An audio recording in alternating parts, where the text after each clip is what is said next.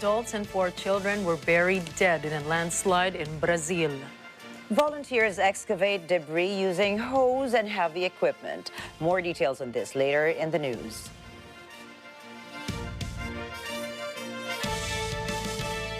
Good evening. I am Ricky Matay. And I am Nina Richielago Flores. This is Mata ng Agila International. Now for the headlines. Despite fewer COVID-19 cases, the World Health Organization grapples to withdraw its public emergency declaration. New study says students have suffered learning loss during the COVID-19 pandemic. Department of Energy warns of thin supply of electricity this summer. China warns Aukus alliance provokes an arms race in Asia-Pacific region. And King Charles makes first special stamp appearance.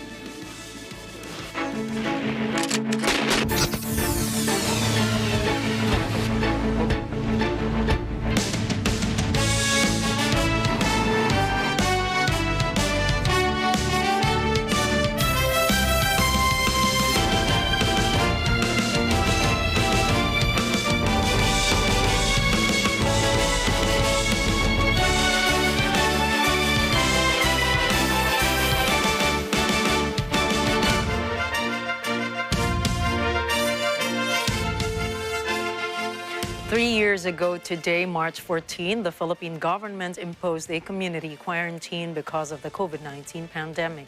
Let's look at what's happened in the last 3 years. Here's Randy Bernardino for the report. In other areas, the LGUs are advised to abide by the following guidelines, imposing localized community quarantine in the respective jurisdiction. The code alert system of COVID-19 public health event is hereby raised to code red sublevel 2. As advised by the Interagency Task Force for the Management of Emerging Infectious Diseases, or IATF, the then administration of President Rodrigo Duterte first imposed a community quarantine on March 14, 2020. But a day after, the government elevated its alert system to an enhanced community quarantine, or ECQ, which imposed much stricter protocols. Residents were contained in their houses and were not allowed to come out.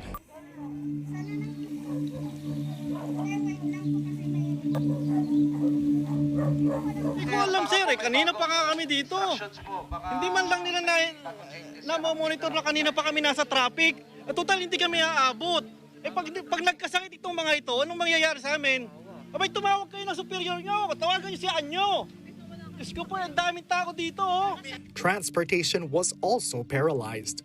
The administration made the prompt decision after the Department of Health confirmed the local transmission of then novel coronavirus, or nCoV, which subsequently became COVID-19. The COVID-19 updates of the Department of Health have become part of daily life. Only essential workers like health workers, those in food supply, and suppliers of medicine and food were the only ones allowed to go out. The wearing of face masks and face shields were mandatory. Work was suspended, as well as the operations of establishments like restaurants, wellness, and leisure activities. Learners' education was also affected as the government shifted to distance learning. The government poured its resources to distribute food and cash assistance to affected families by the lockdown. Children and senior citizens alike were strictly confined in their homes, while only 1 or 2 family members were allowed to go outside to provide their essential needs. However, those allowed were given identification cards as a permit to leave the house. To date, more than 759 million individuals were infected by COVID-19, while more than 6 million worldwide have died of the illness. And it has taken more than a year before the COVID vaccine reached the Philippines. The number of infection cases has significantly decreased, but the virus still remains in the country. Randy Bernardino for Mata ng Agila International. Trusted, connected, on point. The World Health Organization, or WHO, has not withdrawn its public emergency declaration from the coronavirus. Millions have died because of the virus infection. Until now, nothing is definite as to where it originated. Madeline Villar Moratillo files this report. 3 years since the World Health Organization, or WHO, declared a pandemic due to the coronavirus, but until now, health authorities have yet to identify where it came from.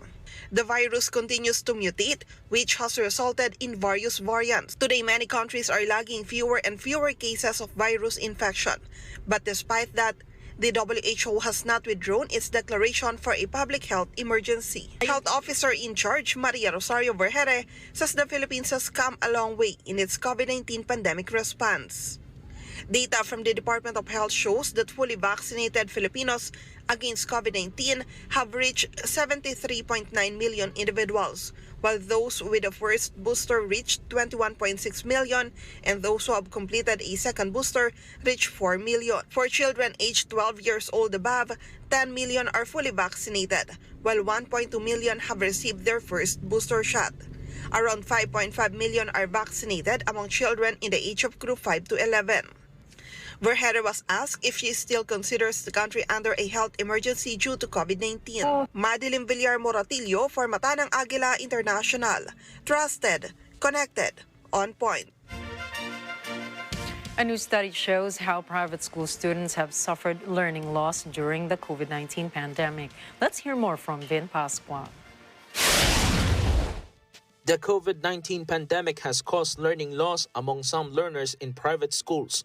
This was the result of the study done by the University of San Carlos and TAMS International School through the first Philippine Assessment for Learning Loss Solutions, or PALS, in the last quarter of 2022. The study was participated by 3,600 students from grades 1 to 12 from 18 private schools. The average scores for students in the study were as follows: 47.5% for mathematics, 54.1% for science, and 61.5% for English.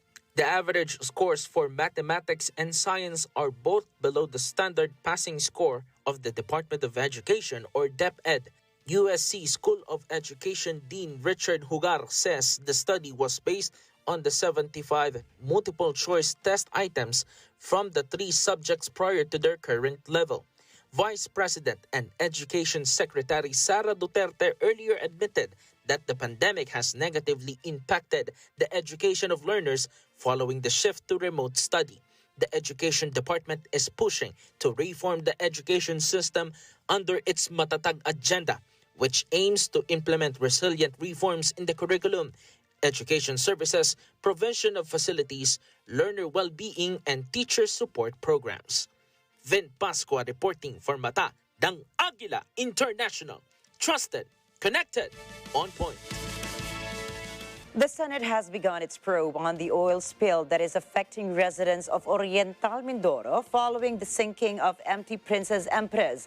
During the hearing, the Senate found out that the sunken ship had no permit to sail. Manco Rivera reports. But ma'am, it pains me so much to hear that Coast Guard filed a claim for your cleanup. Even without taking first the concerns of the local government, we are directly affected, losing jobs and livelihood of the people.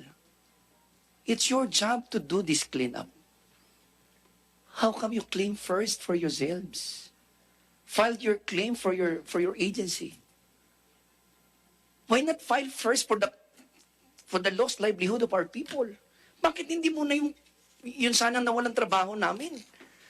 Sana yun muna ang inuna ninyong i-claim. Kung tama po ang rinig ko, malungkot sa akin yun. Kasi imagine, yung trabaho nyo naman talagang maglinis. Pero inuna ninyo munang i-claim yung gastos nyo kaysa doon sa pamasahe ng mga tao namin. Local officials of Mindoro were emotional when they appeared before the Senate hearing on the oil spill affecting the province following the sinking of oil tanker MT Princess Empress.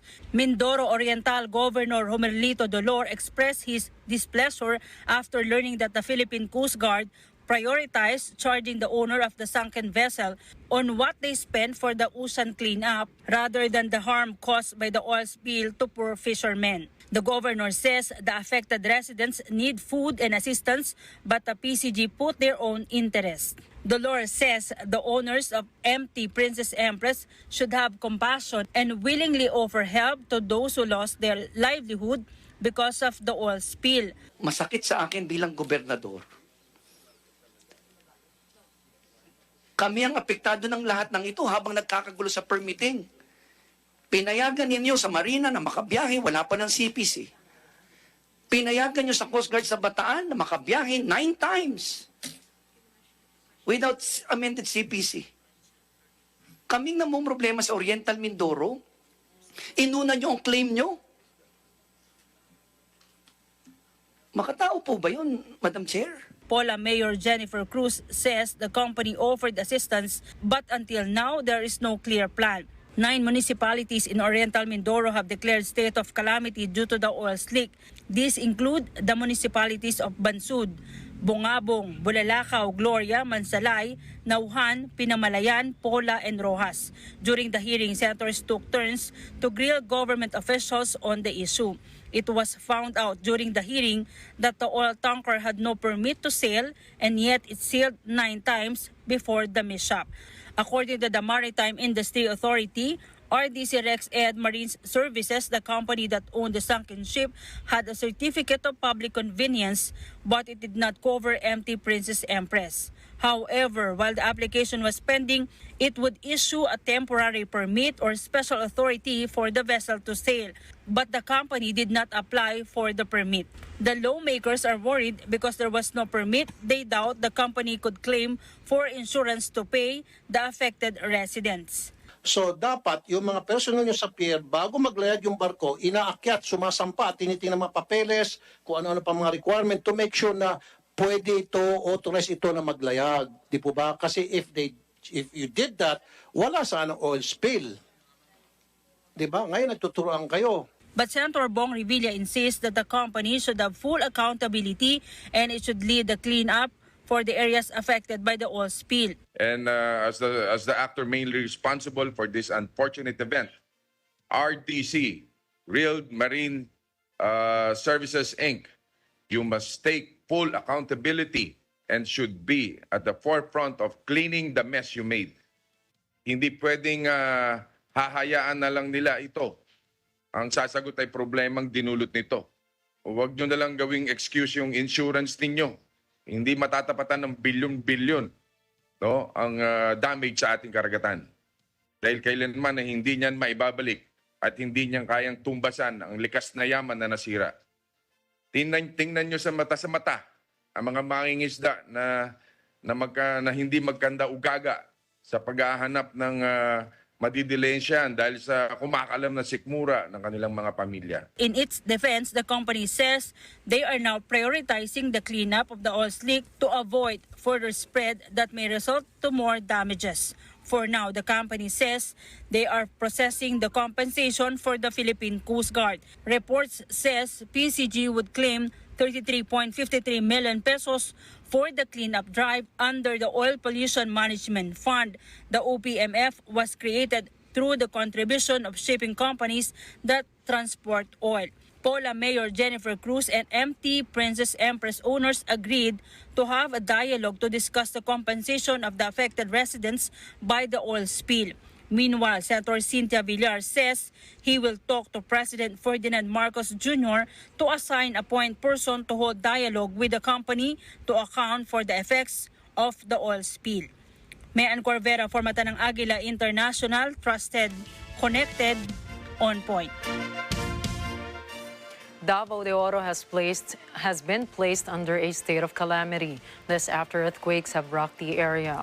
2 successive quakes hit the province on March 7 and 8 with magnitudes 5.8 and 5.6 respectively. The provincial board has passed resolution number 0566-2023. Under the resolution, the Provincial Disaster Risk Reduction and Management Council, or PDRRMC, will fund activities to assist and aid residents affected by the calamities. Towns affected by the quakes include Maco, Maragusan, Mawab, Nabunturan, and New Bataan, where the epicenter of the tremor was identified. 1,516 aftershocks were recorded until 2 o'clock in the morning of March 13. Authorities estimate the damages caused by the tremor to infrastructure at 265 million pesos. As the House leadership called on Negros Oriental Congressman Arnie Teves to return to the country, the embattled lawmaker has yet to communicate with House Speaker Martin Romualdez. Meanwhile, the House Committee on Public Order and Safety has deferred its probe on issues concerning the assassination of Oriental Mindoro Governor Roel Degamo, where Teves is being pointed to as the mastermind. Moira Encina tells us more. House Speaker Martin Romualdez has yet to receive any communication from embattled Negros Oriental Congressman Arnie Teves of when he will return to the country. Romualdez says the last communication he had with Teves was when the lawmaker requested his office for an extension of his travel authorization. Records released by the Office of the House Secretary General Reginald Velasco show that Teves' travel authority was from February 28 to March 9 for a personal trip to the U.S. The Speaker says he didn't allow Teves' request for an extension to encourage the lawmaker to return to the country and face his alleged involvement in the slaying of Negros Oriental Governor Roel Degamo. Romualdez adds that the congressman's continued stay in the U.S. wasn't authorized by the chamber. If Teves refuses to come back because he fears for his security, Romualdez says the PNP assures him he will be given a security escort. Meanwhile, the House Committee on Public Order and Safety has deferred its supposed investigation on the slaying of Governor Degamo. Romualdez says the chamber would give way for the investigation being conducted by the DOJ and the PNP on the Degamo killing to avoid any confusion. Moira Encina for Mata ng Agila International. Trusted, connected, on point. Despite the Senate's indifference to the proposed charter change, the House of Representatives will not waver in pushing for amendments to the Constitution. Let's find out why with this report by Paulo Ramos. The Senate cannot set aside the overwhelming sentiments of the House of Representatives supporting the proposal to amend the 1987 Constitution. Congressman Rufus Rodriguez, chairman of the House Committee on Constitutional Amendments, made the reaction to Senate President Juan Miguel Zubiri's statement that discussion on Chacha is an act in futility because a majority of the senators are not in favor of the Charter's amendments. Rodriguez says the Senate should not set aside the Chacha initiatives in the lower chamber since this is a result of the nationwide public hearings and consultations conducted by the committee. Rodriguez also stresses the existing inter-chamber courtesy and the duty of the Senate to deliberate on any proposed bill passed by Congress, especially if it has overwhelming support. 301 out of the 314 members of the House of Representatives voted in favor of Resolution Number 6 of both houses to call for a constitutional convention or CONCON as a mode to amend the economic provisions of the 1987 Constitution. The House also approved the proposal to simultaneously elect CONCON delegates in the Barangay and Sangguniang Kabataan elections or BSKE in October this year. The Senate is taking cue from President Ferdinand Marcos Jr.'s position that amending the Constitution is not a priority of his administration. Paulo Ramos for Mata ng Agila International. Trusted, connected, on point. A lawmaker has filed a proposal to establish an anti-rabies center in every congressional district nationwide. In filing House Bill 7520, Negros Occidental Congressman Emilio Bernardino says the proposal is in support of Rabies Awareness Month this March. Citing reports from the Research Institute for Tropical Medicine, or RITM, Yulo says rabies is one of the major threats to the country's public health. Meanwhile, data from the Department of Health, or DOH, shows that on the average, 200 to 300 individuals in the country die from rabies every year. Yulo emphasizes that every district should have an anti-rabies center to maximize the risks and mortality caused by rabies. The Department of Energy has urged the public to save on electricity consumption as the summer season approaches. Energy Secretary Rafael Otilla made the appeal as demand for power is expected to increase during the summer while the power supply is getting thin. Based on the forecast for Luzon grid, power demand in Luzon is expected to reach 4,012 megawatts, 354 megawatts in Visayas, and 802 megawatts in Mindanao. To avoid a thin supply of electricity, the DOE says consumption savings will help. Based on the DOE's power outlook, the first yellow alert is expected to occur this week in the Luzon grid. Coming up, China fully reopens after 3-year border restrictions. Russian troops advance as fightings in Donbass intensifies. And nearly 100 dead in Malawi as Cyclone Freddy strikes once again. Mata ng Agila International will be back after a short break.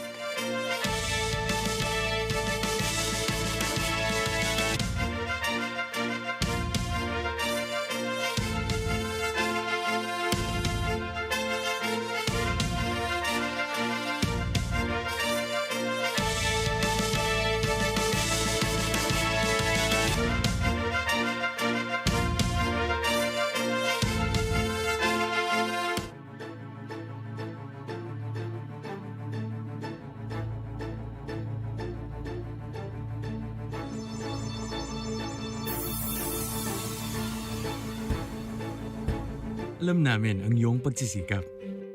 Dama namin ang iyong mga sakripisyo. Kita. Sabi nga nila, you never stop learning. Aramina! Aral! Kaya ngayong Sabado, matututo ako magluto ng Thai dishes with Chef Sandy and Patty dito sa Lutong Daza.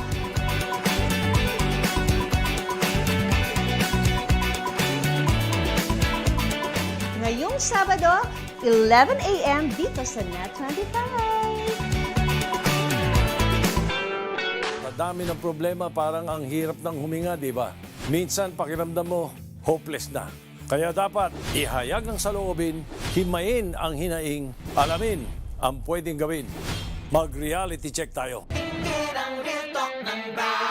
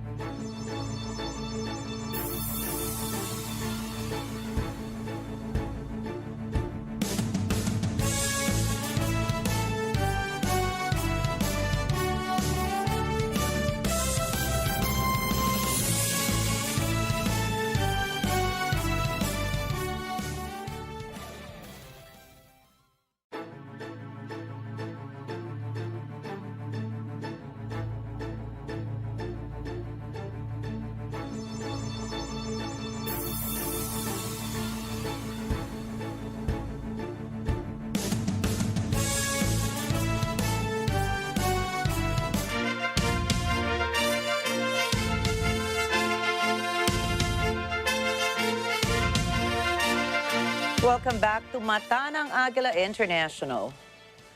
Japan's government eased its mask guidelines on Monday, recommending them only in crowded trains and in hospitals or care homes. However, few people are keen to change. Tokyo residents show little sign of unmasking. Masks were common even pre-COVID during cold and hay fever seasons. The country is one of the last places in Asia to end nationwide masking recommendations. On Monday morning, most commuters kept their faces covered on trains and even outdoors.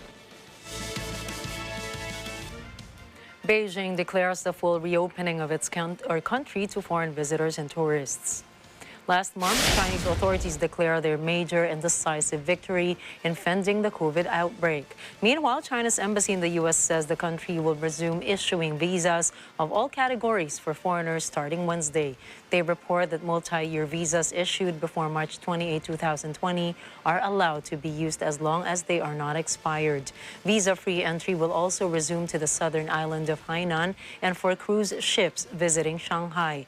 Data reports China registered 11 million cross-border trips last year, a big difference from the 2019 pre-pandemic scale of 670 million. Early this year, sources of the U.S. Department of Energy says the virus had likely emerged from a Wuhan lab. United States, Australia, and the United Kingdom have announced a nuclear-powered submarine plan for Australia. The announcement was made on Monday as the three countries plan to provide Australia with nuclear-powered attack submarines. This is a major step towards countering the ambitions of China in the Indo-Pacific. U.S. President Joe Biden, Australian Prime Minister Anthony Albanese, and U.K. Prime Minister Rishi Sunak announced the Aukus project at the U.S. Naval Base in San Diego, California. PM Albanese says the deal with the United States and Britain is the biggest single investment in Australia's defense history as the country purchased 5 U.S. nuclear-powered submarines. Biden emphasizes that the submarines would not be nuclear-armed, but only nuclear-powered. The vessels will be built by Rolls-Royce and BAE Systems. Meanwhile, China says Australia, United Kingdom, and the United States, or Aukus, are treading a path of error and danger. Beijing's warning comes after the trio unveiled a nuclear-powered submarines deal. 美英澳建立所谓的三方安全伙伴关系，推进核潜艇及其他尖端军事技术合作，这是典型的冷战思维，只会刺激军备竞赛，破坏国际核不扩散体系。 损害地区和平稳定。爱好和平的国家对此表达了严重关切和坚决反对。美英澳发布的最新联合声明表明，三国为了一己地缘政治私利，完全无视国际社会关切，在错误和危险的道路上越走越远。 Foreign Ministry spokesman Wang Wenbin also claims the AUKUS trilateral security partnership is a typical case of Cold War mentality. He warns world leaders the AUKUS agreement will only provoke an arms race and harm regional peace and stability. Meanwhile, Russia's Foreign Minister Sergei Lavrov believes the West is fomenting years of confrontation in the Asia-Pacific region. He says the AUKUS alliance and NATO's advancement of military infrastructure in Asia are clear indications of the West's strategy. Last week, Lavrov also accused the U.S. of driving a wedge between Russia and other countries. He claimed the ASEAN plus Quad bloc ruins the East Asia summit. He added the economic strategy was a tool to outcast China and Russia. The lawyer for jailed Russian opposition activist Vladimir Kara-Murza doubts his client will get a fair trial. Kara-Murza faces more than 2 decades in prison on charges including treason for comments he made critical of the Kremlin. The closed-door trial started Monday in Moscow. The high-profile trial is the latest in a string of cases against opposition voices in Russia. A crackdown on critics has intensified since the Russia-Ukraine conflict began last year. 41-year-old Kara-Murza faces a 25-year prison sentence. He has been in custody since last April. He is accused of disseminating fake news about the Russian army.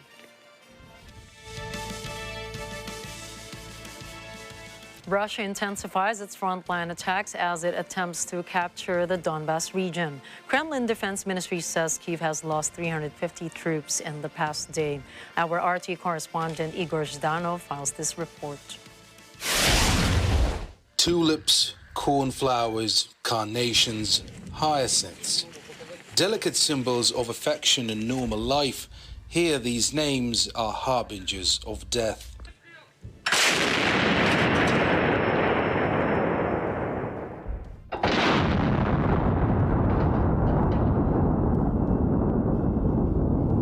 This field gun with an innocent name, Hyacinth, packs a monstrous punch. If you've run out of luck and been designated as its target, you better run fast and far. The intensity of the work depends on the situation on the front. Work both day and night. There are no fixed hours here. It takes about a minute and a half to sight the target, open fire and eliminate it. This detachment is part of Russia's airborne troops. They hunt down their prey from up to 30 kilometers away. Convoys, command HQs, and enemies' own big guns top their target list. If you open fire with the fragmentation effect, the shrapnel spreads over 200 to 300 meters. This gun is very powerful and accurate. It has been able to take out the lead vehicle in a convoy, a tank, with the first shot. They cover infantry's advance in the Kremenная forest. There, Ukraine's ranks have grown thinner, partly due to heavy casualties, partly because Kiev command had to transfer some troops to the south, where the Bakhmut battle rages on.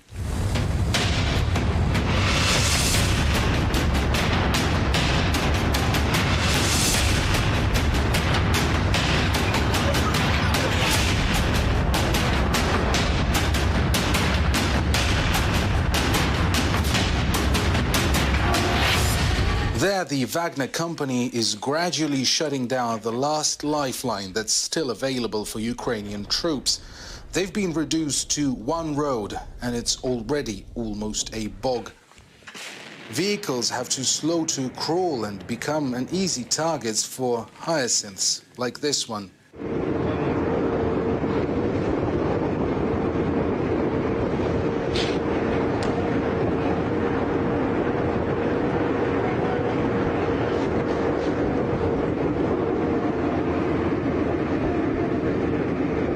Catch-22 for the generals in Kiev.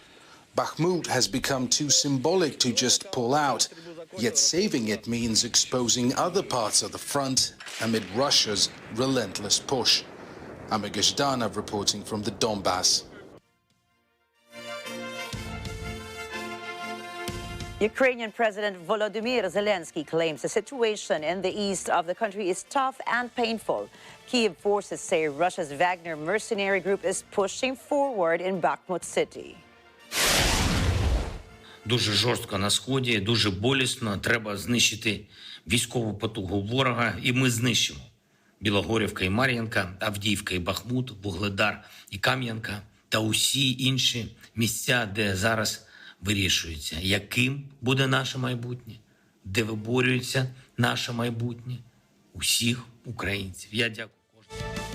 Despite the fierce battle, the Ukrainian military says they have inflicted significant losses against Moscow. Kyiv insists its defenses will degrade Russia's offensive to buy time to recapture ground.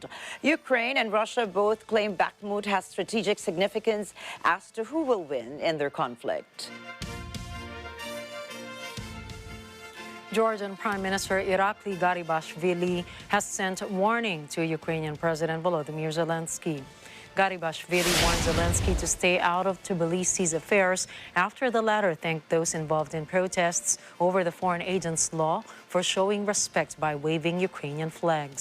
Zelensky also wished Georgia to achieve democratic success.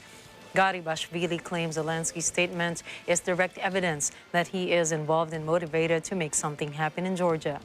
However, Ukraine's Foreign Ministry spokesperson Ole Nikolenko accused Garibashvili of repeating Russian propaganda. He also rejected the Prime Minister's claims and said Georgian authorities are looking for an enemy in the wrong place. Cyclone Freddy continues its deadly rampage through southern Africa's mainland for the second time in 2 weeks. Nearly 100 people died in Malawi in recent days as the storm unleashed its fury. People use shovels and, in some cases, their bare hands to dig through the mud, hoping to find survivors of the torrential rain. The storm triggered mudslides and flooding. In the Malawi township of Chilobwe, most of the houses are built with mud bricks. That makes them easily susceptible to damage from harsh weather. Residents say they are overwhelmed by the destruction. They say rescuers lacked adequate equipment. An estimated 11,000 people in Malawi have been left homeless by the storm. Freddy is on track to become one of the longest-lasting cyclones on record. At first, it hit late February.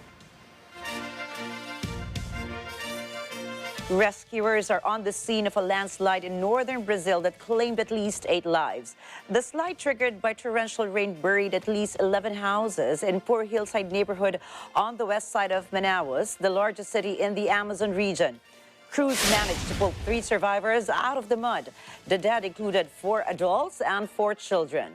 In a statement, the government says the last 2 bodies were a mother and her daughter, found holding each other beneath the debris. There are reports of more missing people. Volunteers are digging through the mud and debris with heavy equipment and shovels. In recent years, Brazil has been hit by a series of deadly weather disasters, which experts say are made worse by climate change. Up next, King Charles makes first stamp appearance. Israel releases old Palestinian prisoner. And Colombian president says criminal gang breaks ceasefire. We will bring you back more global news when Mata ng Agila International returns.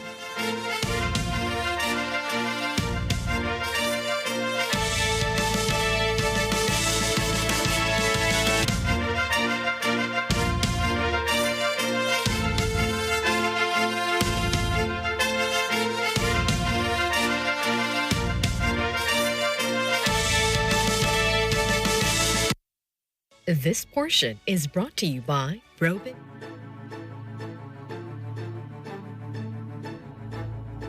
Susunod sa Counterpoint, makakasama ni Atty. Sal Panelo ang bagong hepe ng DSWD na si Rex Gatchalian.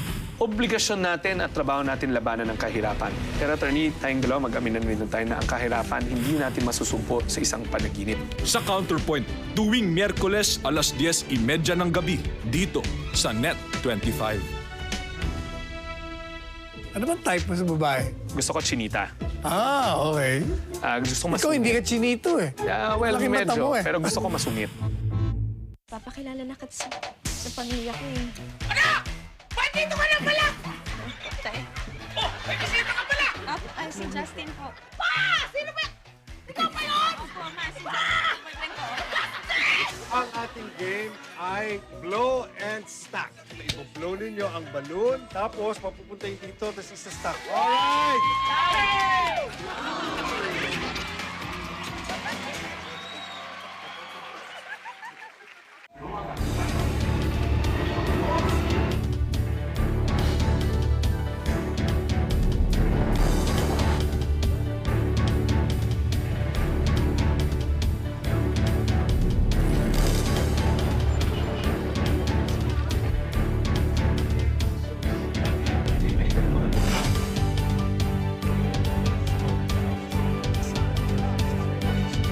Open for Business with Cesar Vallejos.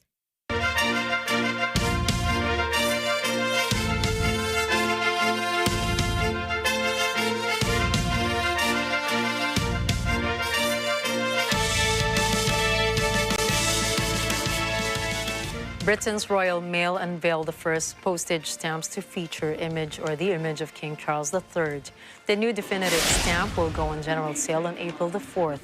The image, which was approved by Charles himself, is adapted from the official effigy that appears in new UK coins after he succeeded his mother, Queen Elizabeth II. The image of Charles is an adapted version of a portrait by British sculptor Martin Jennings. Royal mints for the new UK coins, which are already in circulation. Retailers will continue to sell their existing stamps featuring the late Queen and will be supplied with new ones when the current Royal Mail stocks have run out.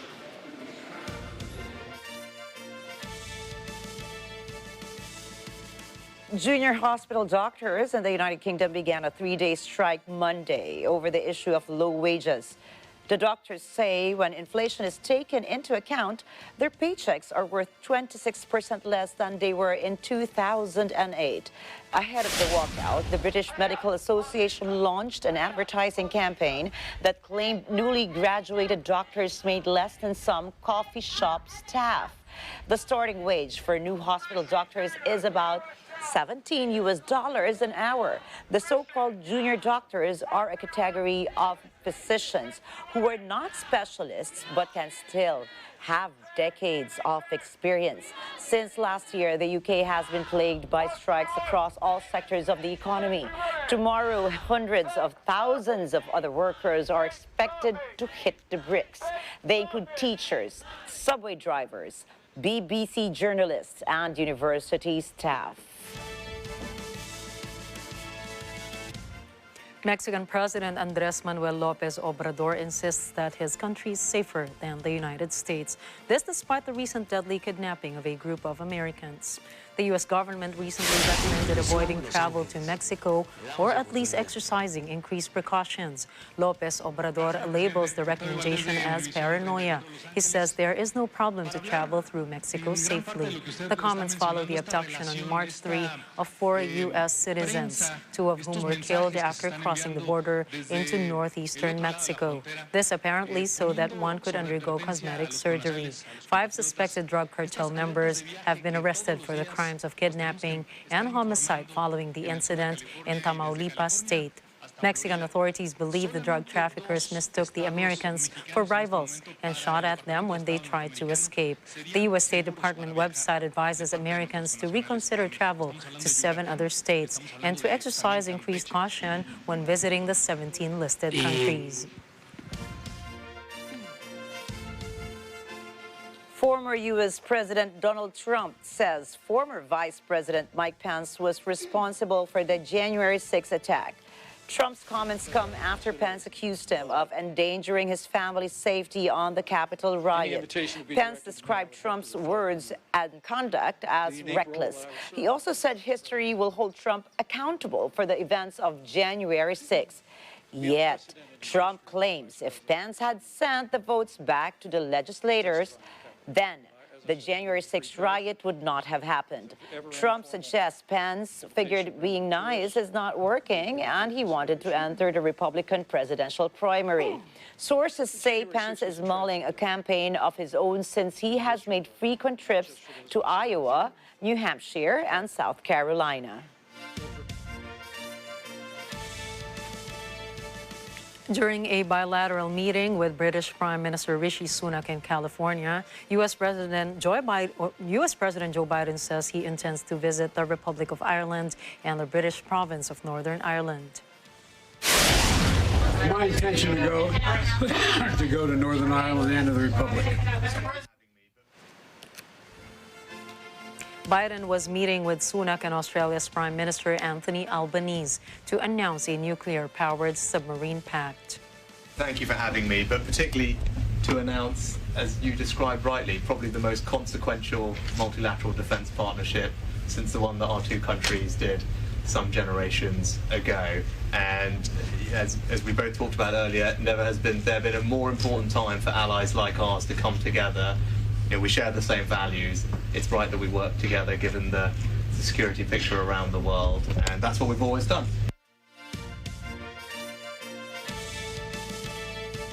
The Biden administration has approved a controversial Alaska oil drilling project, brushing aside climate concerns from environmental groups. The Interior Department gave the green light to U.S. energy giant ConocoPhillips. The project will drill for oil at 3 sites in the federally owned National Petroleum Reserve in Alaska's pristine western Arctic.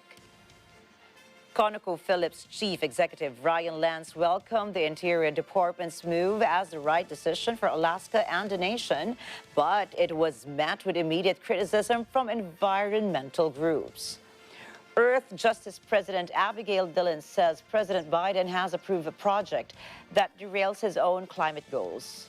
Ben Jealous, Executive Director of the Sierra Club, said the harmful effects of Biden's decision cannot be overstated, and the nation will suffer the consequences of this for decades to come.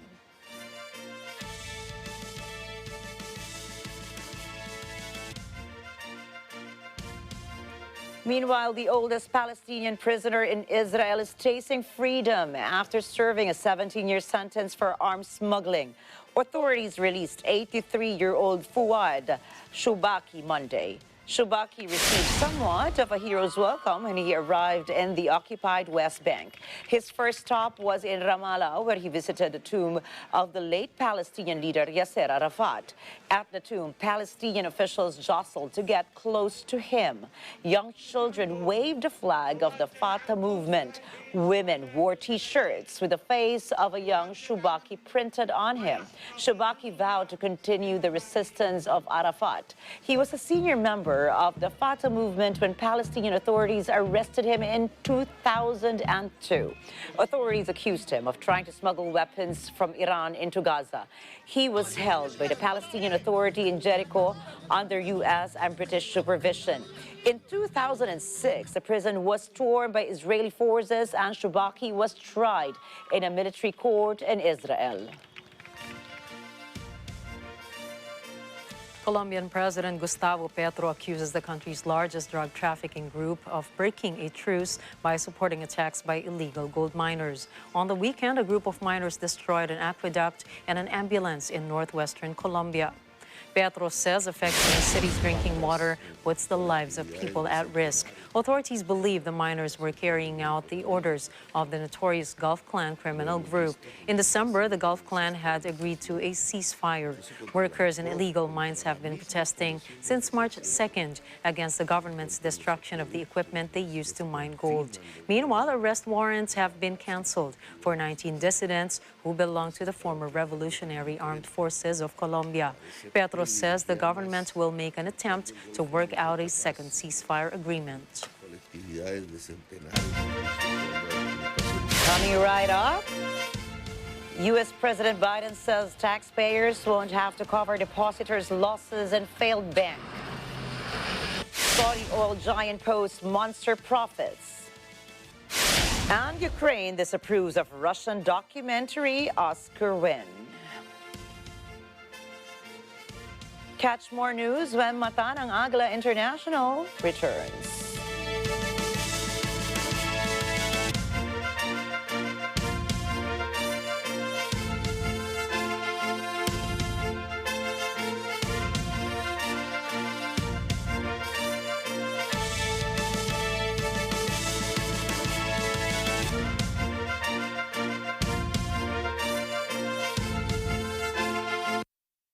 Kita mas lamang ang mabilis ang kamay at mabilis tumakbo kaysa mabilis sumagot para magkaroon ng chance na sa Jackbox round ay umabot. Please welcome our Tara Gamers mula sa programang Goodwill! Nakita ko kayo dati kasi yung kapatid ko po Down syndrome. Natatanda ko po, niyakap ko pa po kayo. Pwede ko po ba kayong yakapin kayo? Dito pa ako yumakap nun eh. Ano ang sagot sa 20 to the power of 0? Okay, disqualify ka agad. Ilan ang gravity? Ilan ang gravity eh. And this is Tara Game! Agad-agad!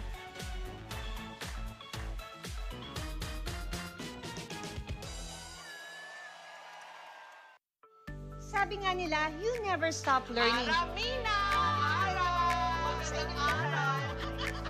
Kaya ngayong Sabado, matututo ako magluto ng Thai dishes with Chef Sandy and Patty dito sa Lutong Daza.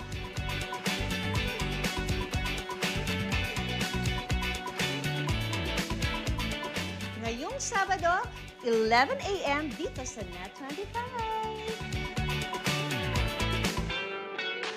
Panalo tayo pag together, walang talo pag together. Let's dance together sa Net 25.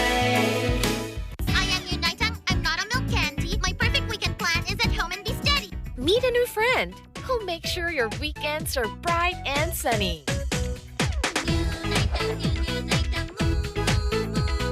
New Naitang might not be the best student. If the People's Park is this big, won't the distance be more than 38 plus 43? Nor is she super good at sports. But she's doing her best and having fun.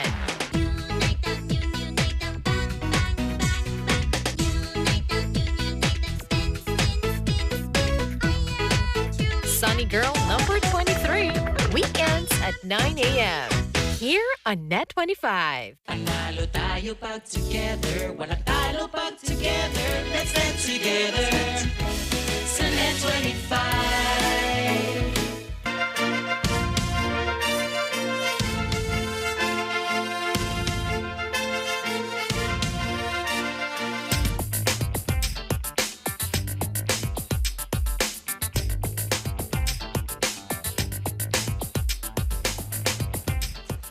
U.S. President Joe Biden says taxpayers won't be on the hook for losses at the failed Silicon Valley Bank, or SVB.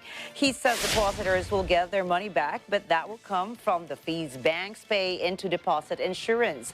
Biden also says he wants to see a change in regulations governing banks.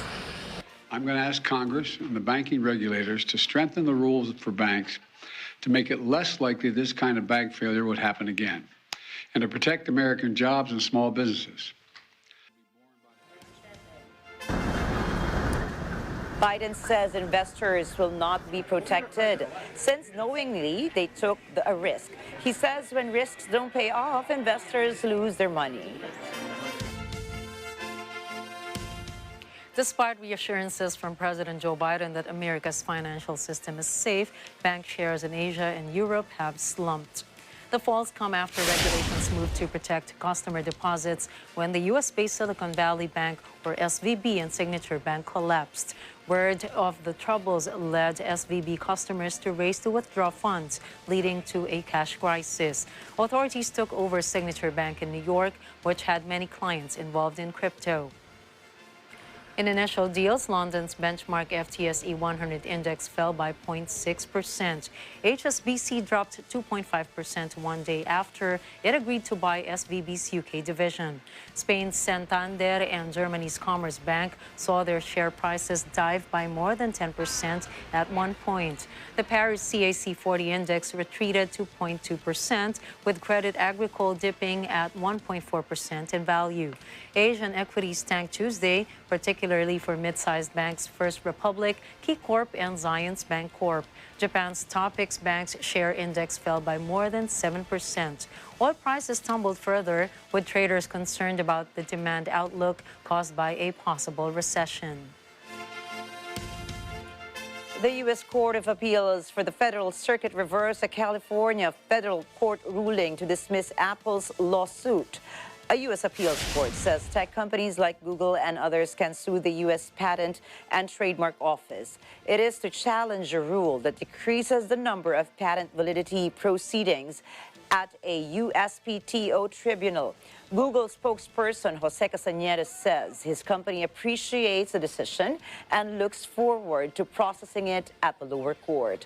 Meanwhile, a Cisco spokesperson notes the ruling supports the PTO's patent review proceedings are important. In 2020, Apple, Google, Cisco, Intel Corp, and Edwards Life Sciences Corp sued the PTO in California federal court. The tech companies argue that PTO compromises the role of inter partes review of maintaining the patent system and violated federal law. Saudi Aramco has posted monster profits. The oil giant reports 2022 earnings reached $161 billion from $110 billion in 2021. Aramco said the figure was its highest annual profits as a listed company. The oil giant thanks the profits to stronger prices, higher volumes sold, and improved margins for refined products. Last year, oil prices spiked as Ukraine-related Western sanctions limited the sale of Russian crude oil on the global market. Aramco aims to gradually reach 13 million barrels a day by 2077 from 11.5 million in 2022. This year, Aramco plans to invest about $55 billion in capital projects. 7&I Holdings reports that its honorary chairperson, Japanese billionaire Masatoshi Ito, has died from old age at 98. 7-Eleven's operator expressed their deepest gratitude for Ito's kindness and fellowship. Sources say Ito's business acumen was influenced by late management consultant Peter Drucker. In a 1988 interview, Ito shared his travel to the U.S. in 1960. The businessman also mentioned his knowledge in comparison to American and Japanese consumer societies. 7&I Holdings currently operates about 83,000 stores worldwide. This includes 7-Eleven shops in 19 regions and countries.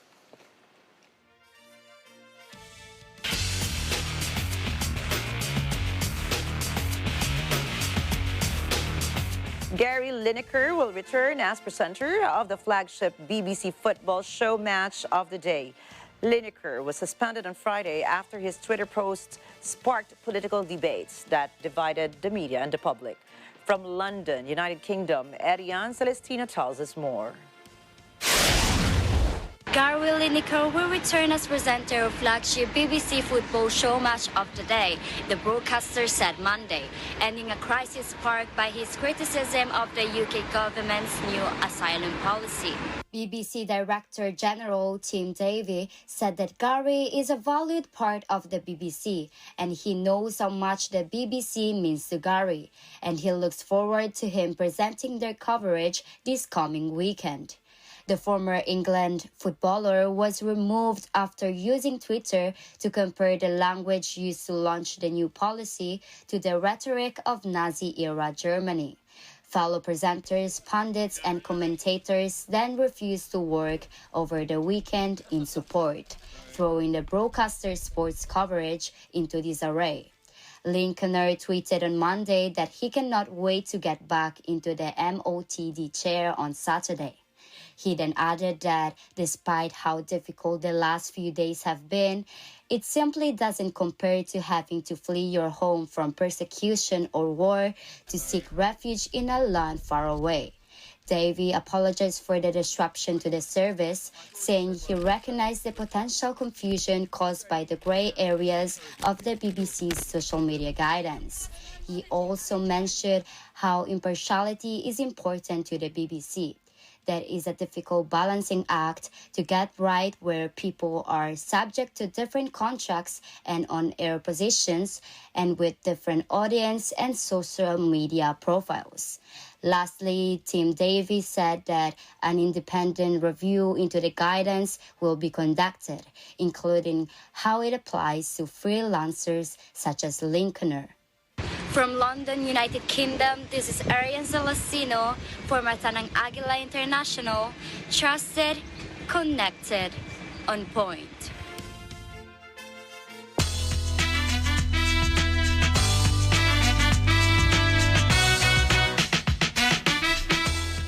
Kyiv believes the Academy Awards are political after a Russian documentary won an Oscar.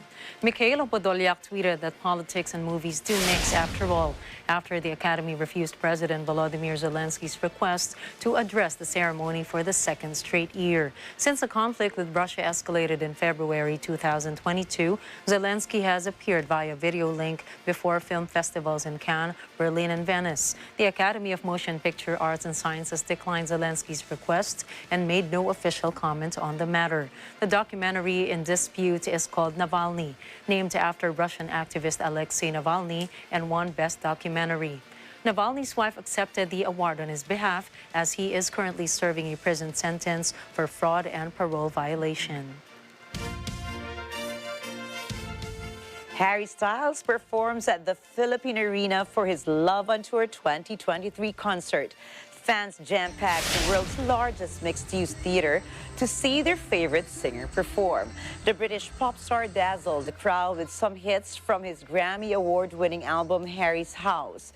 The Philippine Arena has a slate of concerts for the rest of the year, including K-pop sensation Blackpink.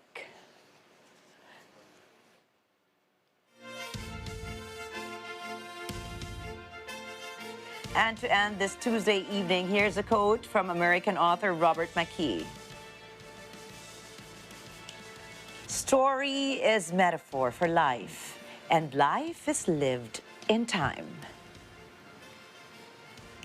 You know, stories, whether based on true accounts or out of the figment of one's imagination, I think it will always have parallelism to what goes on in real life, right? That's correct. That's why I think, you know, like our second to the last article about mixing politics, of course, and the stories that we found in the Oscars, it causes really some reactions, even from politicians, because it also mirrors what happens in real life. Exactly.